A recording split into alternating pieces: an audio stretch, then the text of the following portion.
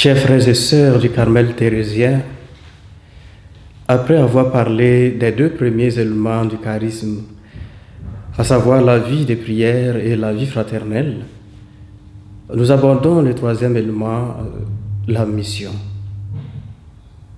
Oui, chers frères et sœurs, toute vocation ayant une mission spécifique, c'est l'occasion pour nous de nous intéresser à la mission de l'ordre. Le document nous rappelle que la mission ne relève pas de l'ordre des activités, mais fait partie intégrante de l'identité de celui qui est appelé. Encore une fois de plus, la question d'identité. Oui, chers frères et sœurs, posons-nous la question de savoir si, par notre vie apostolique, nous manifestons suffisamment notre identité comme une contribution à l'évangélisation au sein des églises locales. La déclaration nous rappelle que la mission du Carmel thérésien dans l'Église est de vivre et de témoigner de la relation d'amitié avec Dieu. Ici encore, il s'agit de l'expérience mystique à partager. Oui, frères et sœurs, comment vivons-nous personnellement cette expérience et comment la partageons-nous en communauté d'une part et de l'autre avec les fidèles chrétiens? La dimension apostolique de l'ordre part de l'expérience de notre mère Thérèse, Sainte Thérèse, qui s'est laissée toucher par la situation des chrétiens et des populations de son temps. Frères et sœurs, héritiers du charisme thérésien, sommes-nous suffisamment touchés par les situations que vivent nos populations et les églises en Afrique?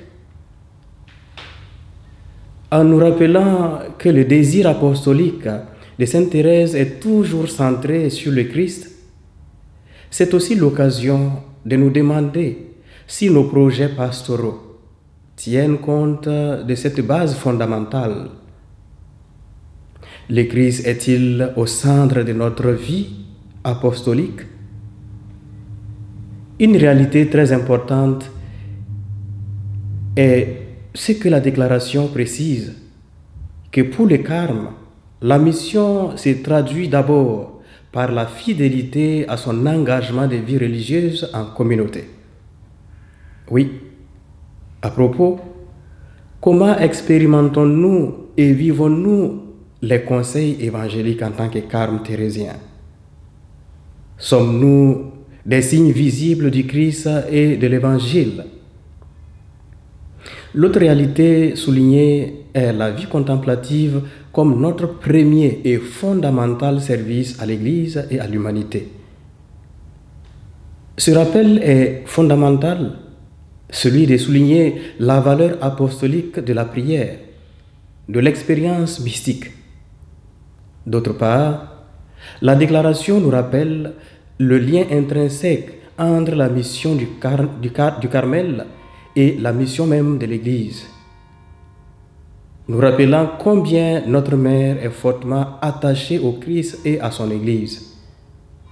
Mais la mission a, avant tout, une dimension communautaire dirigée vers les membres de notre famille commune. Cette marque est importante car la mission naît dans la communauté et part de la communauté. Et c'est pourquoi nous sommes invités à un discernement communautaire sur les engagements pastoraux. Puisse la lecture, la réflexion et la méditation de ces numéros nous aider à mieux coordonner et à harmoniser notre vie apostolique au service du Christ, de son Église et de l'humanité. Bonne et fructueuse réflexion et méditation à tous et à chacun.